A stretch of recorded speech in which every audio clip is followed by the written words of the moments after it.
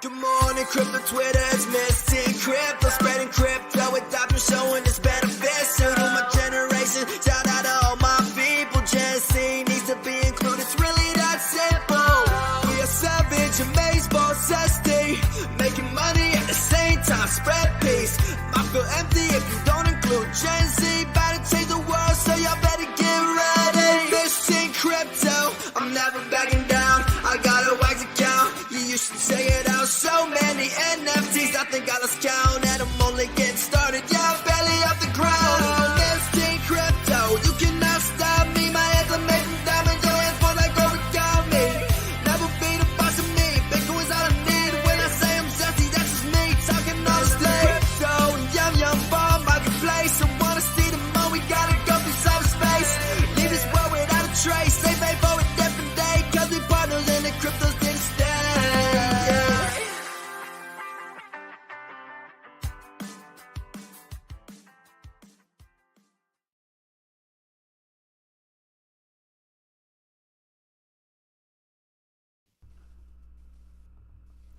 What's up, everyone? Welcome back to the Miss Teen Crypto Show. I am so hyped right now. Happy Friday, everyone. And yes, I said Friday, as always, because it is the end of the week. We are ready. We have worked for this weekend. So, welcome to the show, everyone. I see the chat is absolutely popping. I see someone said some of us are Scott's Tots, and that's amazing. Welcome, Scott's Tots. I'm glad to have you. If you're new to the show, how are you? My name is Miss Teen Crypto. It's nice to meet you.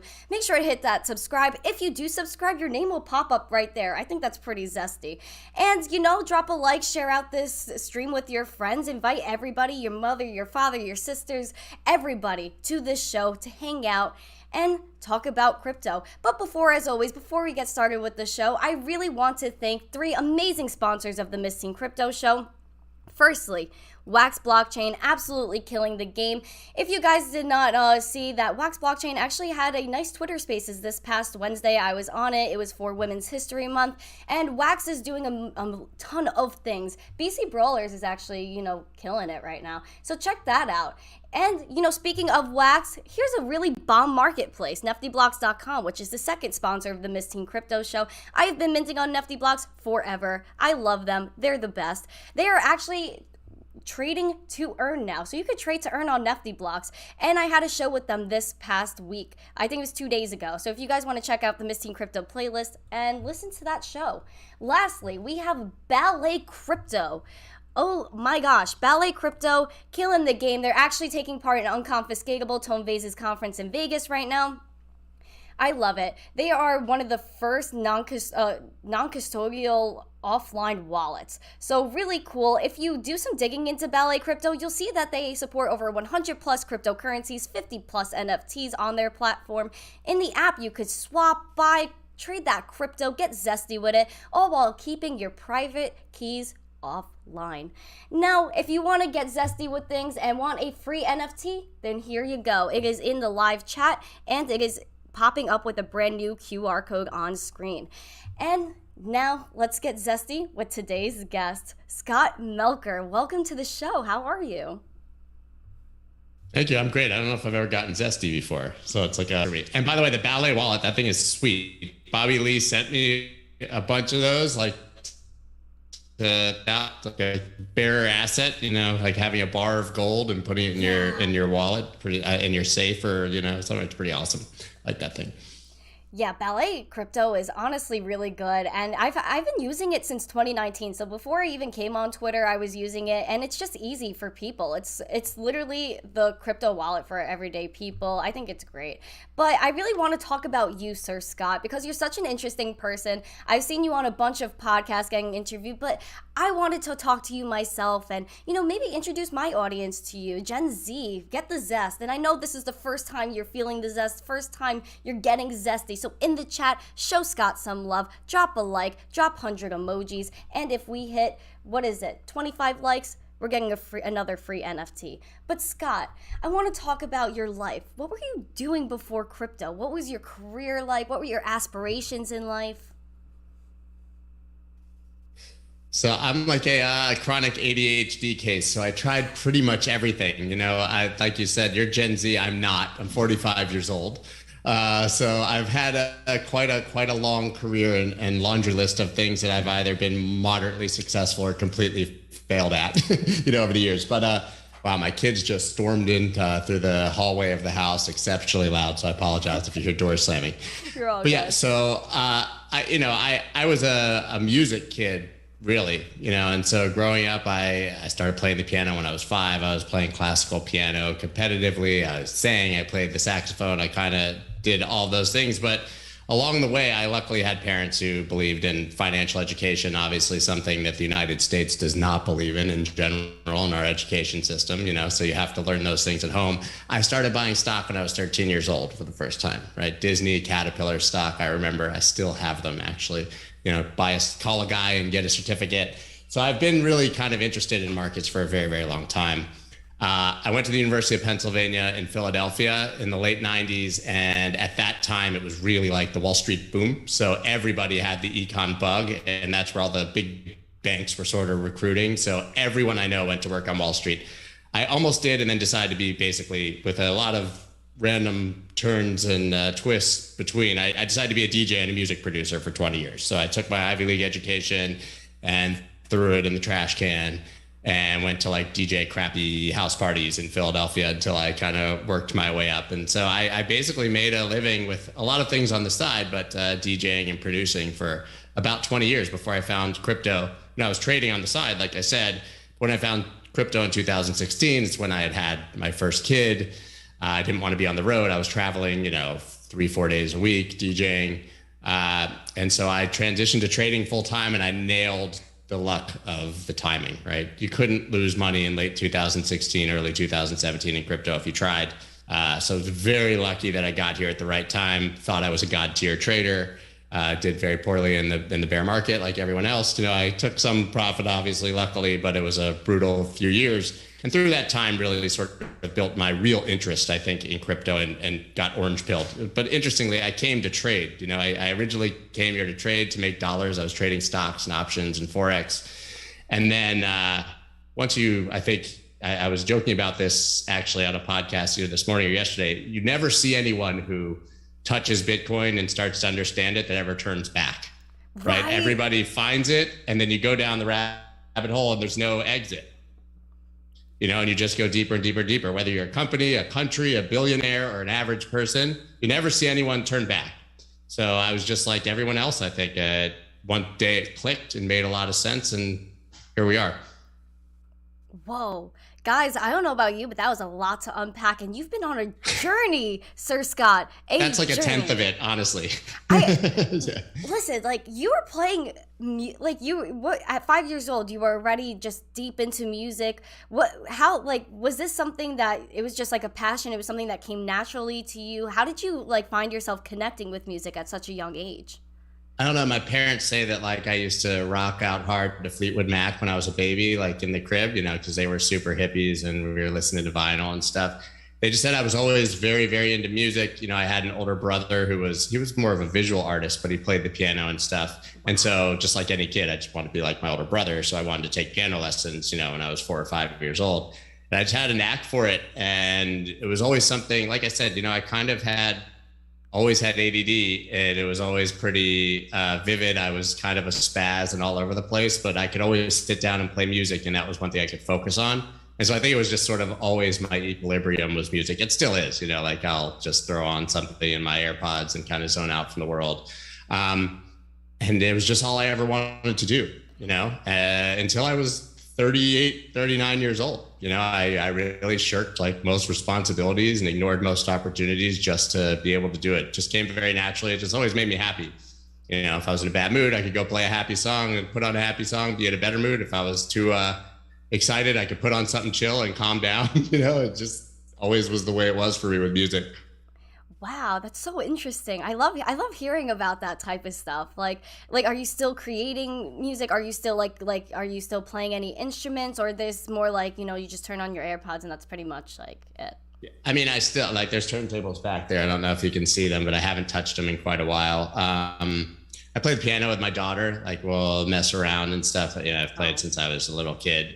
So occasionally, But also, as much as I was passionate about it for so long, the minute that I gave up, I kind of like put it down forever and rarely think about it. So now I'm more of a fan than I am a composer producer. But actually, I just bought I'm building a new studio outside my house right now. I bought like another house to build into a studio. And so that's literally under construction as we speak. So I am sort of getting the bug again, or trying to give myself the bug again, I should say, trying to slow down a little bit on the crypto and get back into music. I think just for myself, I don't have any intention of doing it like commercially or getting back out there.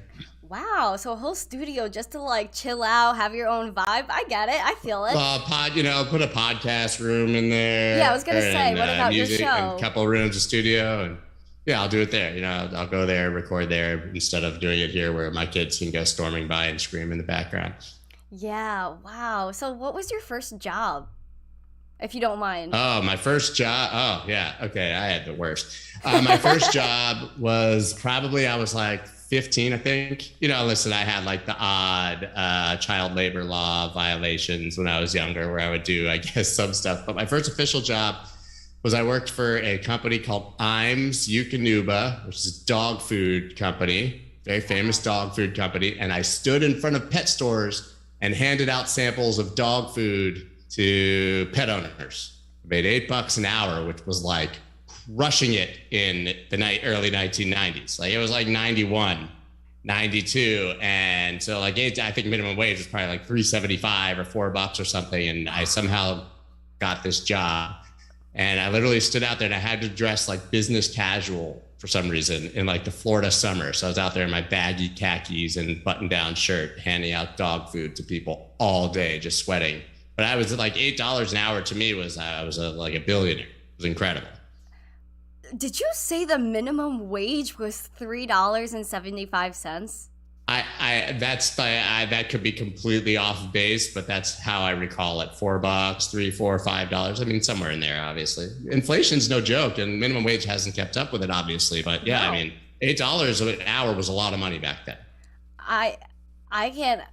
I can't even fathom that. Like, you can't even go to Starbucks for $8 now. Like, there was no such thing as Starbucks if you really want to feel bad about it. Yeah, right? Oh no. Like, Starbucks is relatively new. I keep forgetting that. I feel like Starbucks has been around forever because there's so many of them. But back to you. Enough about Starbucks. So I'm like thinking about all like the cake pops and stuff. Now I'm like thinking about food. But so you kept going throughout life. You finally got past that first job at some point eventually. And you were into music still. So I know you were a DJ and you were traveling for a while, right? Yeah, literally. I mean, it was like local for the first half, but there was a good 10-year stretch where I was like a traveling DJ in the studio during the day. Clubs in New York at night, clubs all over the place. I toured with a lot of artists, like as the background DJ and, or opening act and things like that. So, I was out on the road. It was crazy. It was amazing. It was a great time. I don't miss it, but it was a great time. You don't miss it. Why don't you miss it? Because you have your family now and you'll it's them. Just like, you're probably too young for the movie Dazed and Confused, but there's a famous line in it, Matthew McConaughey, and he's talking about high school girls, unfortunately, but he says, I get older, they stay the same age. That's DJing. Like I kept getting older and everyone I was DJing for never got older. Right. So it's like I was 25 in the club with 25-year-olds and I was 35 in the club with 25-year-olds. And now I'd be 45 in the club with 25-year-olds. Right. And so I don't know. I just felt like I couldn't relate the lifestyle as much. People think it's glamorous and this amazing thing and you get paid so well. You're like, yeah, I got paid like 10 grand for 2 hours of work. And like, it's amazing, but they don't realize you had to travel for 2 days and you had to it's still a lot of money. I'm not complaining, but there's a lot more that goes into it than just DJing. I mean, you have to travel to this place. You never sleep. Like, no. You finish at 3 a.m. somewhere. You're on a flight at 7 a.m. to the next city. You get there by whatever. You meet the promoter. They want to party with you. So you're like hanging out and having drinks. And then you go to the club. And it's like this never ending, lonely, sort of depressing thing after a while. As much as it seems like that 2 hours would be incredible, everything surrounding it is very, very difficult. It's a very, very hard lifestyle. And I'm very impressed with the guys who are still doing it that are my age or older, that keep at it. But it's not that easy. So like, I don't know. I can sort of like silo things in my life. It was like the perfect thing at the perfect time. And that's enough for me. Like I could, I walked away and fine. I didn't, and like I said, I don't even do it. Like, I don't even do it for fun. And it was my whole life. Yeah. I don't know if I'm weird. My friend Micah Johnson, he's a big NFT artist now, actually. I don't know if you've ever heard of him. His project is called Aku. He's an amazing artist, like painter and whatever, but he was a Major League Baseball player. And I tell this story because we always relate to this. He was a Major League Baseball player, star, played for the Dodgers. And one day his kind of baseball career just went bad sort of overnight, and he decided to paint full time, and he's never picked up a baseball glove or a baseball bat a day since he retired. And his whole life was playing baseball. And he's like, he's like, I haven't even picked up a baseball. It's like a very similar sort of feeling. I don't know. I think the minute you really turn it off, when you've done it for so long, it's just enough. I mean, I feel that. Like, sometimes, like, I don't know if this relates in any which way, and you guys might think I'm a little crazy, but, like, it's like when you have a craving for food, right? And you just, like, eat that food over and over again because it just satisfies that craving, and then you eat it so much that, like, you're just kind of, like, done with it after that. Does that make any sense? Yeah, one day the switch flicks, you're like, I don't like this. And you never think about it again. Yeah, it's very similar. Wow. So where has DJing taken you? What cities have you traveled? Have you met anyone that, caught the zest in your eye, or... I sort of met my wife DJing, so I guess I don't know what zest means, but it seems like that's zest in the eye. That is zesty. That's so cute. And so that's cool. But like I played with a lot of people over the years. I always joke, I was never the big name on the flyer, but I was on the flyer. I was kind of like the small name at the bottom, but that means I was hanging out with all the big names on the flyer. But I got to a point where I was doing I could play anything, and I was creative. So I got the opportunity to sort of play with a lot of people, like opening for a lot of people, a lot of big rap acts, people you've heard, like Kanye, and I played Justin Timberlake and Rihanna. And like over the years, I would just open for all these people and stuff. I was touring, right before I retired, I was in South America playing literally like soccer stadiums with Enrique Iglesias, like really pretty crazy stuff. Yeah. Dang. It was fun. And like I said, I just turned it off and was like, whatever. Just weird. So you just finally just like one day just settled down and and you found crypto before you stopped doing DJing, right? So I was slowing down right when I found crypto, but I had nothing to go to, right? It was actually a really weird time. Like, and to some degree, like also I was just getting older and my career was winding down anyways. Honestly, I just don't think I wasn't getting quite as many gigs. Like the music I was putting out was less popular. It's the nature of, I think, doing something creative. Yeah. So I was just forced into something else, and I was trying all these things, and I had all these little business ideas, and then crypto just hit, and it was just perfect timing for me. Wow, that is great, because I feel like that happens to a lot of people in crypto, where they literally just are at that point in their life where they're at a crossroads, and then crypto just like comes in and like consumes them, and they're like, oh, this is it. That is so wow. Guys, I see so many comments about like people loving your story right now, and because people are like engaging and being the zesty people that they are, here's another NFT, guys. Scan it, claim it. Love it. This is actually a collab that came out this week, so if you guys want to check it out, check out that collection. I just want to check out the chat really quick. J-Mac, Randy, Bitcoiner, Crypto Coin Kid. Crypto Coin Kid is 12 years old, guys, and is killing the crypto game. So give him some love. Amara, Miguel. Wow, there's so many people here. Thank you guys for coming. Low Budget, Christopher Walker.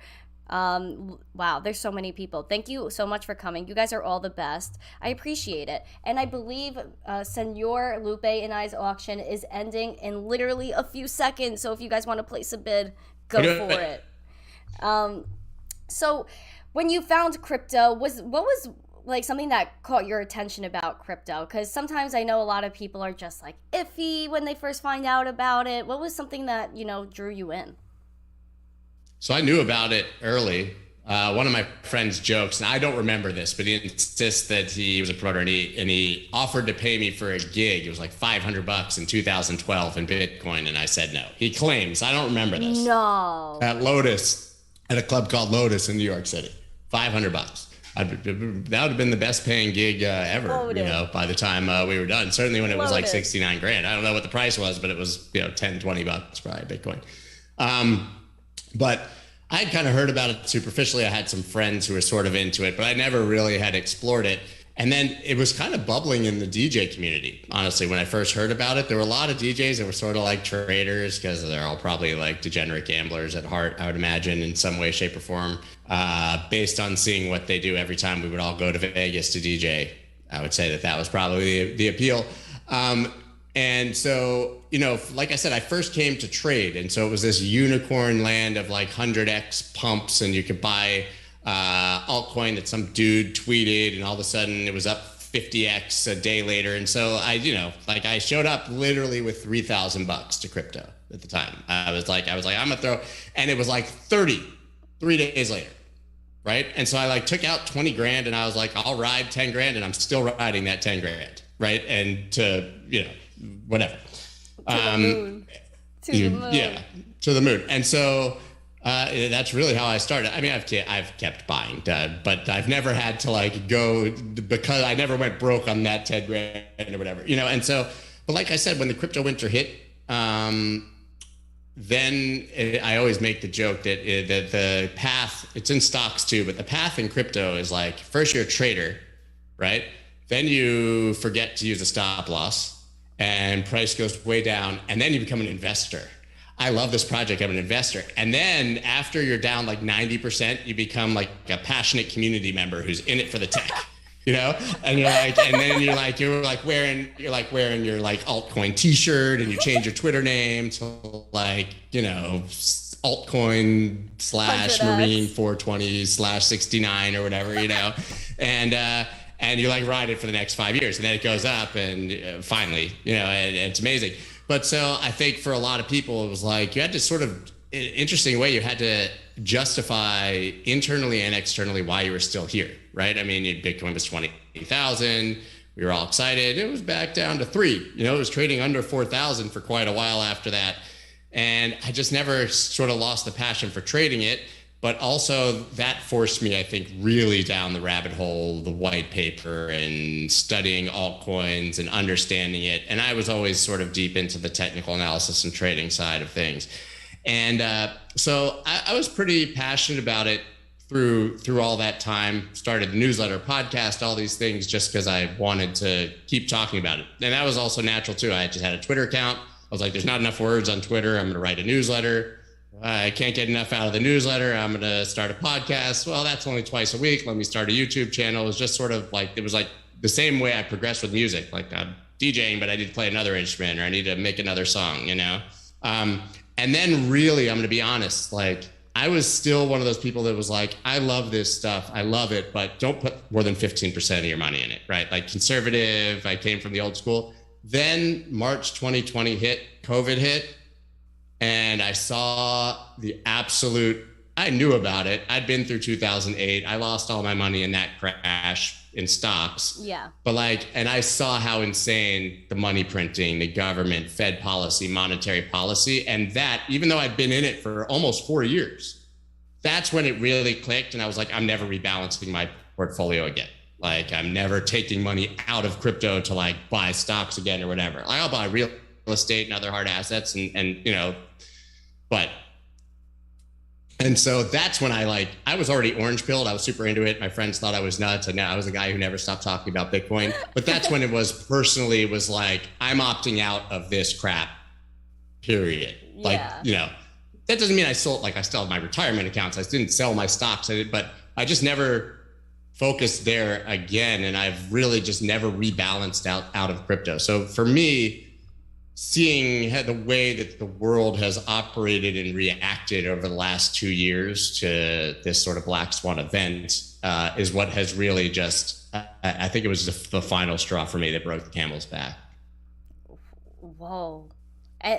Someone said in the chat that you would have approximately 20 million if you accepted and held the original Bitcoin that you were given. If you think that's impressive, you should see what would happen if I had all the Doge I ever owned. Whoa, what? So what? Tell me about that. Well, if you were in crypto from 2016 to 2020, before Doge became a popular Elon Musk Saturday Night Live meme, yeah, it was, you look at the Doge chart and it was this perfect waves of up and down. It was literally a free money that you could just buy it when it was we were trading against Bitcoin. There was no such thing as trading it against dollars or USDT, right? So it was in sats. You would buy it between 15 and 25 sats, which is like fractions of a penny. You'd wait a month. It would pump up to like 180, 200 sats. You'd do your like casual 10x or whatever, and you'd sell it all, and it would go back down. And you go buy yourself a car, then you'd buy some more Doge, and then you do it again. And we did it like 4 or 5 times, right? But if I had, I do not fault myself for this, right, at all.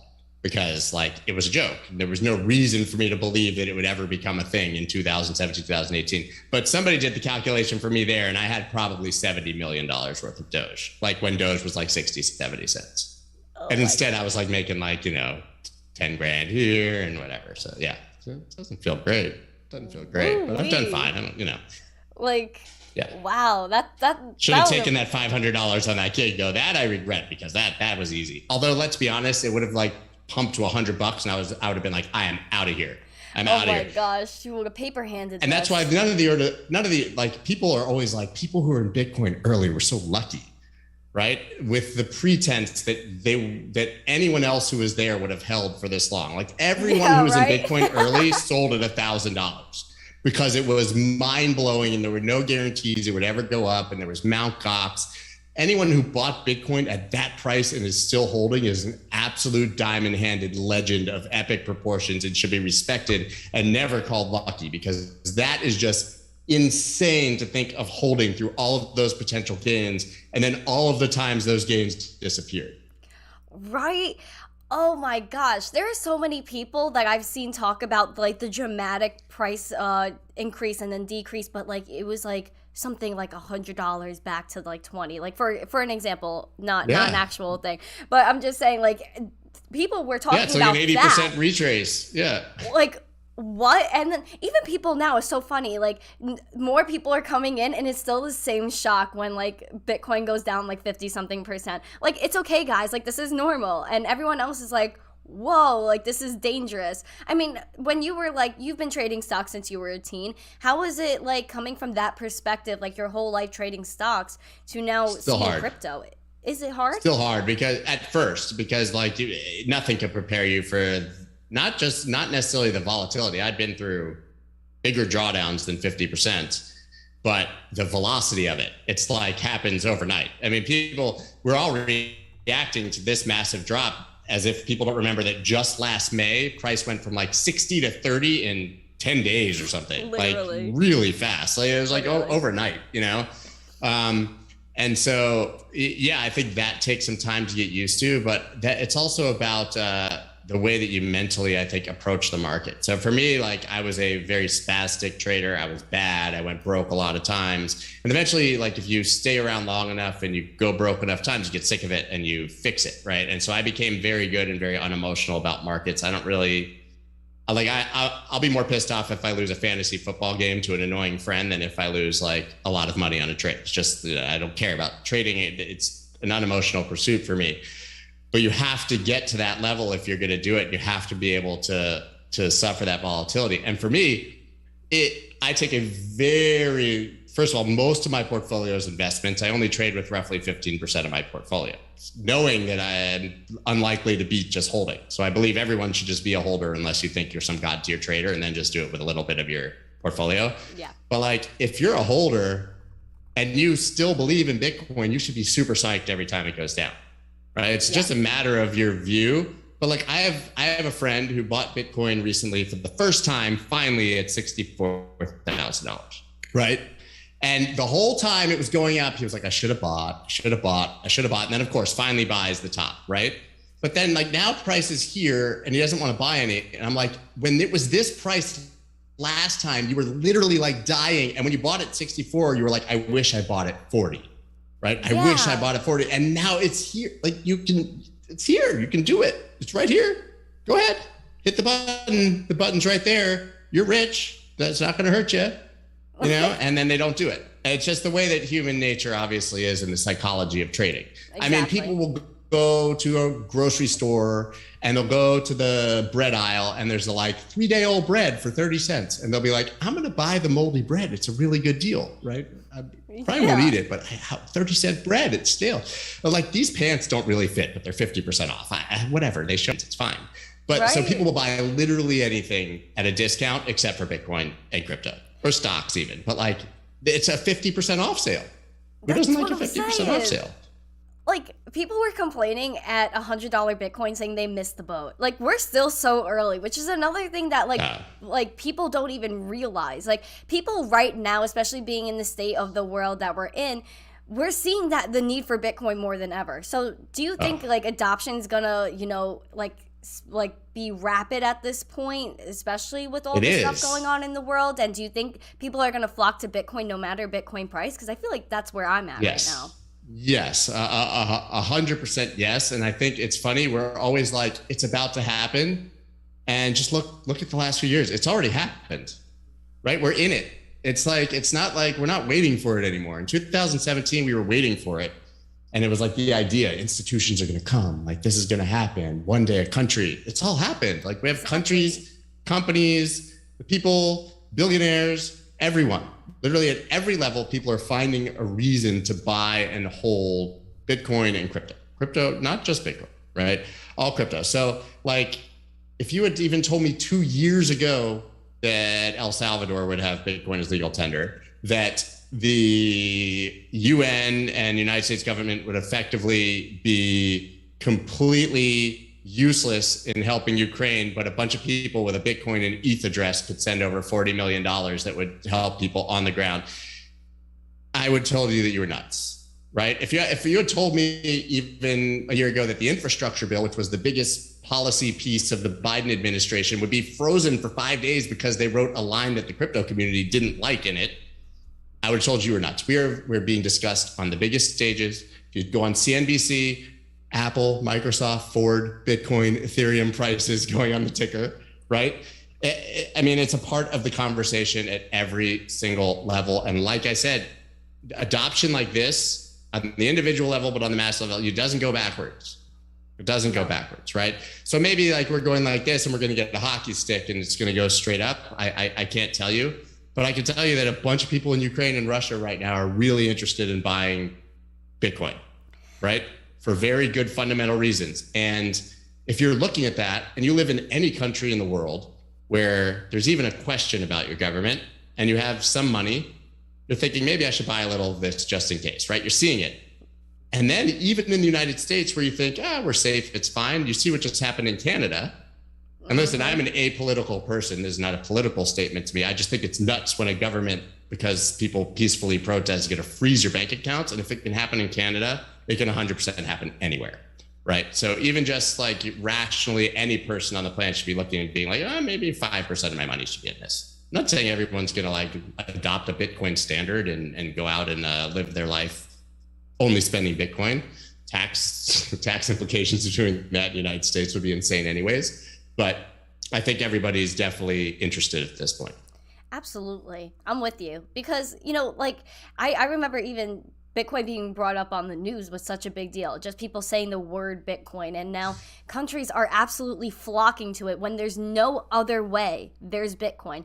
And, you know, like a common phrase that I really like is that Bitcoin doesn't need people. People need Bitcoin. You know, like when there was no way, what did Ukraine go for? What were they asking for? And I'm not a political person, but I saw the tweet. Please donate crypto, BTC, ETH/USDT address from Ukraine. I was like, what is this? I was like, is this even real right now? Because it takes courage to get involved in crypto. And it does. But of course, everyone's first reaction in this community was, this must be a scam or they were hacked. They didn't even believe that it was true, which is the most like crypto community thing to ever happen. But yes, absolutely. I agree with you. Yeah, because I don't know if you remember, I think it was last summer or 2 summers ago, there was this huge crypto Twitter hack and like people were asking for Bitcoin. I got hacked. And yeah, I was one of the accounts that was hacked. Yeah, I was off Twitter for like 7 days or something. Maybe it was 3 or 4 days. It was horrible. Yeah. Wow. My account was like tweeting, you know, send me a Bitcoin, I'll send you 2 or whatever. Yeah. Oh my gosh, that's so insane. So you're definitely one of the cool kids. So guys, we officially know Scott's a cool kid because he was one of the accounts that got hacked. They were like, he's important enough to hack. Let's try to get their Bitcoin. That's Oh my sad. gosh. And speaking of being hacked, we have to be safe in this crypto community. How do you suggest people stay safe in crypto, Scott? Well, the good news is that, listen, I definitely believe not your keys, not your coins, but I don't think that your average person has any interest in being their own bank and securing their assets. I think that was a very like 2016, 17, 18 thing.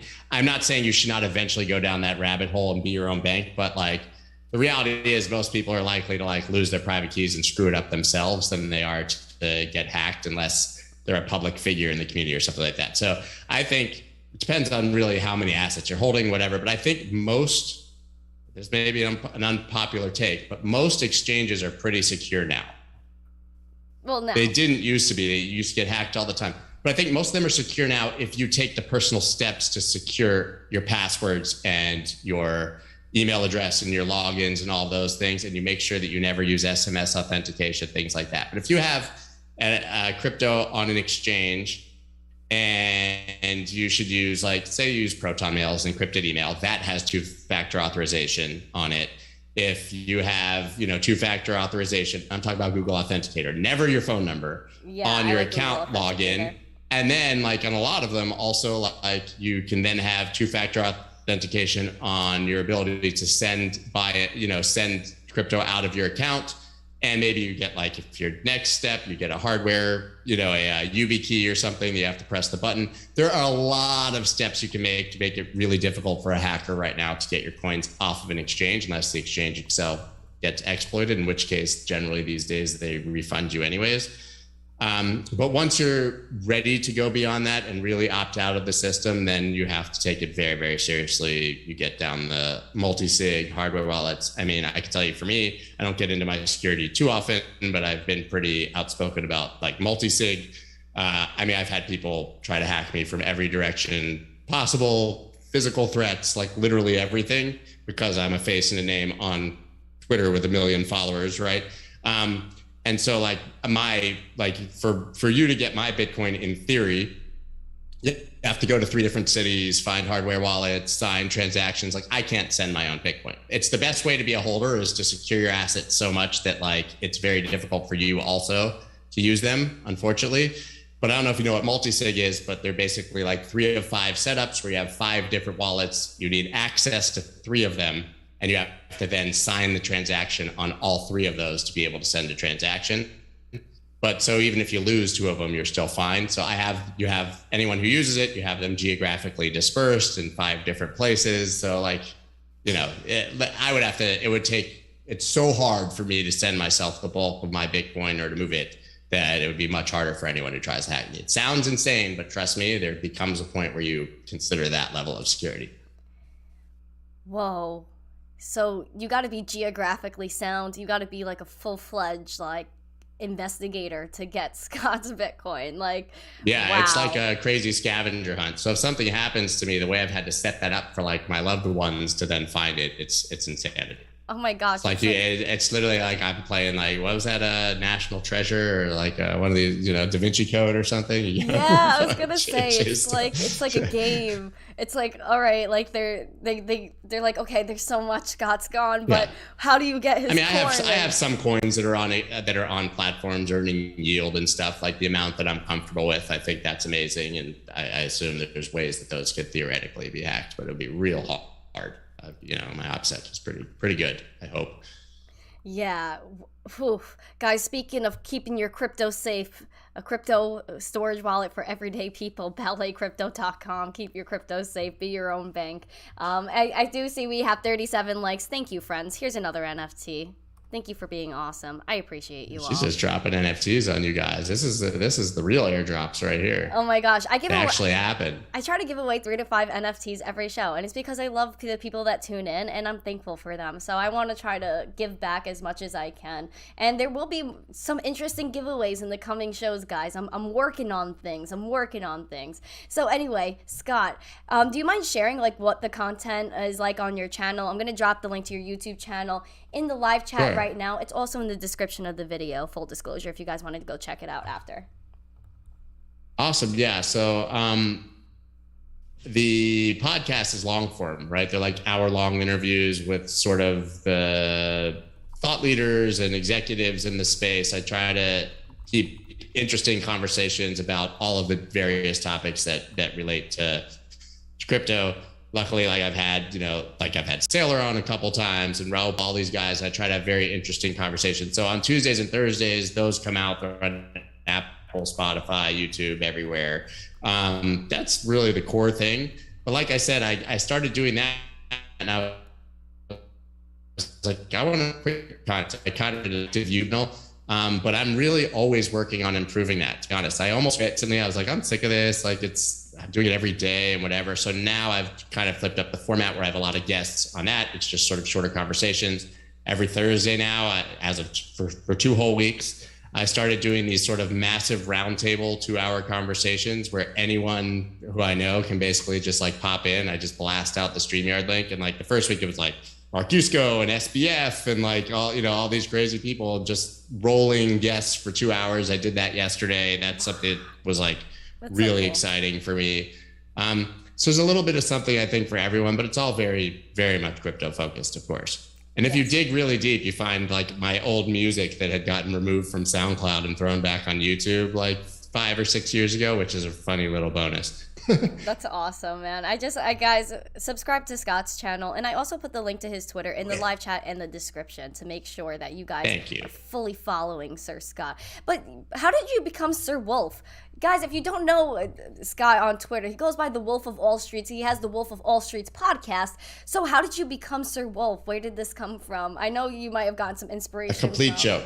Okay, go for it. Let's get ready. A complete joke. It's a complete joke. It's a meme. It was a meme. And so and what's so funny is that I used to have my profile photo on Twitter used to like be this like black and white. I looked like a really angry like German techno DJ or something. It was like, I don't even know. I can't even make the face. But so between that photo and my name, it like triggered people for some reason. They thought I was like taking myself super seriously, and I'm a complete joker, you know. And it like triggered crypto Twitter, and people hated it and made fun of me all the time.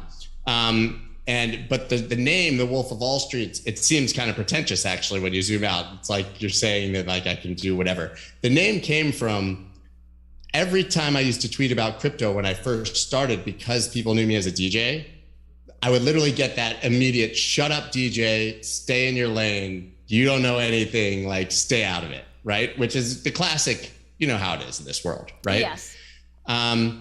And so I was in a bunch of like Discord groups and stuff like that. And one day, I don't know, it just popped into my mind, and some dude, like, I can't even find the tweet now, but someone like tweeted at me and said something like, you think you're the Wolf of Wall Street or something like that. And my response was, you don't have to just be one thing, dude. You can be the Wolf of all streets, right? It was something like that. And so then like, for whatever reason, I used to change my Twitter name, like not the @Scott Melker, but you know, the like every 3 days it would be like a joke, like some play on words and whatever. And so like people started calling me Wolf, like, and for whatever, it was up there for a while. I was gaining more followers. People started calling me Wolf. And like, I was in this Discord group. It was like Crypto Rand's Discord group or something. It wasn't even Discord back then. It might've been Slack or something. And people started calling me Wolf. And then like it started to grow. And I was like, now I feel like I can't change it. Right. And so the name just kind of stuck. But the idea behind it and the reason that I kept it is that I really, really believe it's important for people to understand that you can be more than one thing. You can be more than two things. You can be more than three things. And you should never let anyone put you in a box. And I think as you age, it's so like triggering to get that response from people. You're like, I've got 30, 40 years of life experience doing different things, and you identify me as this one thing. And it's incredibly annoying and inaccurate, right? Because people can have multiple talents. They can be good at things. And you're allowed to like quit one thing and have a second act, right? It's a long life. Exactly. You know, you can have 10 careers in this lifetime. You know, you're young, you may be doing something completely different when you're 30 or 40 or 50. And so I just kept it. And I don't think people take it that way, but for me, that's what it means, right? And anytime I get the chance to explain it, I explain that that's what it means. It does not mean that I'm a master of all markets And that like, I'm like and people are like, you identify with the Wolf of Wall Street. That guy's a criminal, you criminal. I'm like, no, man, it's just like it's a meme. It's a play on words. Meme. Not me. Look, I'm nice, And so like you take a beating and you're like, oh my God, but you can't. And then that teaches you the lesson. Being in music did too, but you can't please everyone, and you just gotta brush all that crap off, right? Absolutely. It must have been challenging for you. And especially you being a big account, there's always people that are going to say something. There's people that are going to say something about everybody. It's just like something that people can't help it. It's okay. But at least in yourself, you're a confident person. You know what you're doing. And in your heart, like you said, you could be more than one person. You were a DJ traveling the world, getting zesty. And then you settled down. You were like, oh my God, Bitcoin, this is so interesting. And then you just full-fledged went into making content, and that in itself is a lot of work. You dedicated so much time to your passions. Wow. I wake up every single day, but 4:30 is late for me. So you know that you've gotten old when your wake up time is now the same as your old bedtime. Right. So when I was a DJ, I went to bed at 4:30 or 5. Now I'm waking up at 4 or 4:30. Right. So I wake up at 4 o'clock every single day to write a newsletter before my kids get up at 7. Right.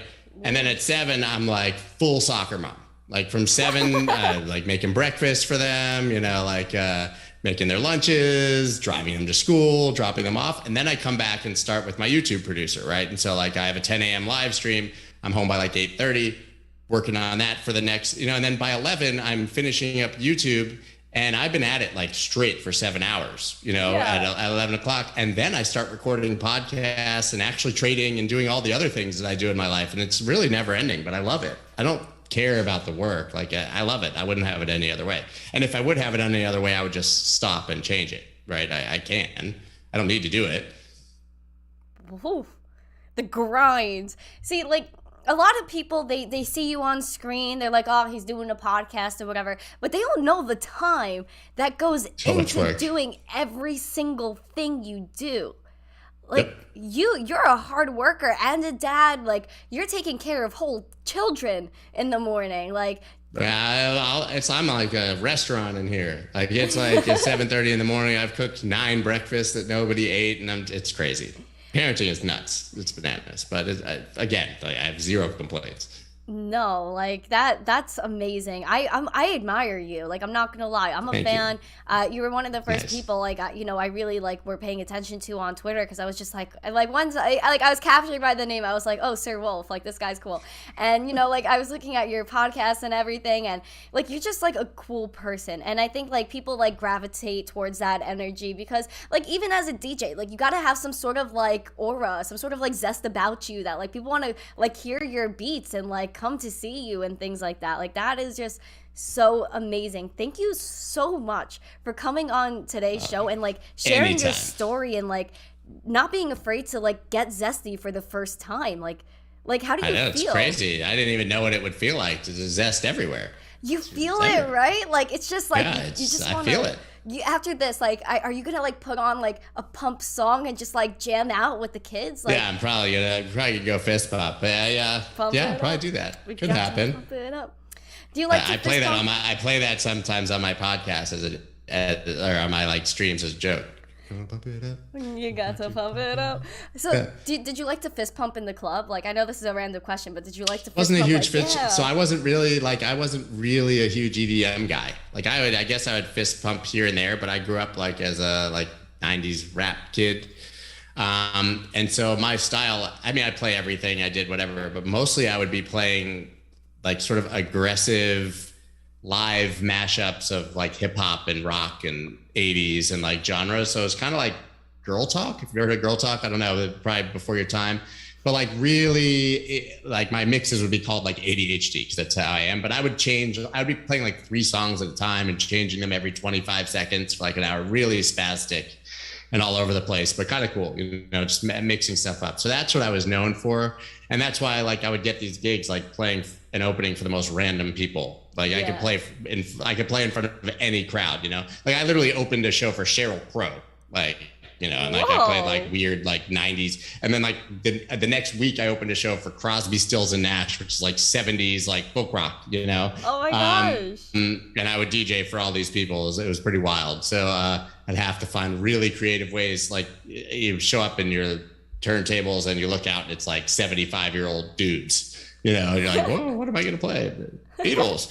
And so I really pushed the boundaries, I think. And that's what kept me interested in it for so long. Like I could never have been one of those dudes who like play an EDM song for 6 minutes, jump around, play another EDM song for 6 minutes, jump around some more. Like, no, I had to be working. Like I was working, Yeah, like I could picture you just like, woo, woo, woo, like all. I was in it. Yeah. When I met my wife the first time, I was DJing and she like came up to me, apparently, talked to me while I was DJing, and I completely apparently like dismissed her. So I was like, I'm at work. I was like kind of like whatever. And then we talked for like 2 seconds afterwards, and then we actually reconnected like 6 months later because she became friends with my manager. So we met when I was DJing, but we didn't like really meet because I was like at work and I was so focused. She ended up being my wife. Maybe I should have paid a little more attention, Maybe that's what kept you interesting, though. She was just like, wow, he shoved me off. All right, I gotta the dirt off the shoulder, right? Yeah, it's that's not my intention. Not my intention ever to be mean. I was just at work. Like I took, you hear my schedule, how I work on this stuff. That's how I approached music as well. It was work for me. Like I took it very seriously. Oh no, it's a grind because literally everybody's attention is on you. Basically, like if your stuff goes dead for a minute, the whole club is thrown off, and they're like, "Yo, Sir DJ, like what's going on right now?" You're amazing, Scott. Like I really admire I feel like your vibe. Like I just like feel like your ethic and like your work ethic and how you do things. Like you're not like fudding this. Like you're not like making up stuff. Like you're legit. Trying. No. You're gonna like if you stick with crypto, by the time you're my age, you're gonna have like 70 million followers, and you're gonna be trying to figure this all out for yourself. Like the entire planet's gonna love crypto, and you're here early, and you'll get to experience all of this, and you'll probably be working your ass off. But listen, you just have to love it. It's really anything you're doing. You're not like you're here. I'm sure it's like nice to have sponsors and all of that, but you're doing this because you want to do it, right? Absolutely. Like I'm not sitting here at 5 p.m. on a Friday afternoon. Like just because I want to be on TV. I just love talking about this stuff. I want to do it. I want to talk to you. It's my passion. So, and I think that hopefully that resonates and people see that from all of us, because the only way that this is ever going to become truly mainstream is if people like us and everyone else who's passionate about it, like talks this way and takes the time with everyone in their lives. We all have to be that annoying guy that calls your friends and tells them about Bitcoin and they hate us. You have to do that. It's your obligation. Absolutely. Absolutely. Guys, spread adoption. Be that weirdo. We were all that weirdo at one point until someone was like, oh, wait, you actually make sense. So let's jump into crypto. Don't be afraid. Be confident in yourself. I think that's like the most important thing about crypto is that, yes, this is such a new industry. It's a new technology, but be confident in the technology because it's here to stay. As always, DYOR, you know the deal. Do your own research when it comes to crypto. But I really want to thank the chat for being here. You guys are so amazing. Crazy Crypto Guy, Dave is here, Bitcoiner and Emma, they're talking about biscuits, they're meowing. Would you meow, Scott? Meow. Meow. Was that it? Did that count? Yes, I don't even know. Like, that was Scott. That was probably the most perfect meow I've ever heard in my life. Thank you. Pretty good. Kind of man of many, wolf of all streets, as I said, right? You're a man of many talents. Meowing is one of the talents. Rising Dragons is here, meowing as well. Low budget. What up? Dave, thank you so much. John, Morton, Matt, Michelle, wow, there's so many people here. Thank you so much, Casper. I appreciate every single one of you. Scott, I appreciate you a ton. Thank you. Thank you again for taking an hour out of your time to talk with me and to share your story because you're so inspirational and I want to be like you when I grow up. Oh, come on. Well, thank you for having me. It's an honor and it was great. Really enjoyed it. Oh, you're the best. You guys are the best. Everybody is the best. Thank you so much for tuning in today, for being here, Scott. Guys, drop a like if you guys enjoyed this show. Share this stream out on Twitter, on Facebook, with your friends on Facebook that are probably not into crypto. Open up the Facebook page. Share it. Subscribe to the channel. Yeah, right? Just share out the channel. Subscribe. Thank you again for being here, everybody. Have a great day, a happy Friday, a splendid weekend, and as always, stay zesty. Peace.